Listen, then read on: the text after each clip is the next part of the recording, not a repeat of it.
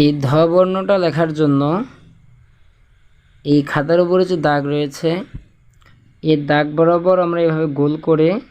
বাম দিক থেকে পেঁচিয়ে ডান পাশে একটু নিব, সেখান থেকে এই রেখাটার উপর দিয়ে বয়ের মতো করে এভাবে নিব যাতে এই বাহুটার মাঝামাঝিতে গোল দাগটা থাকে।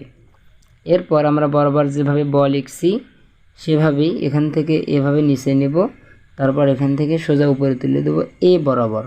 যাতে এই গোলাকৃতির মাথা এবং এই স্ট্যান্ডিং লাইনের মাথাটা সোজা থাকে।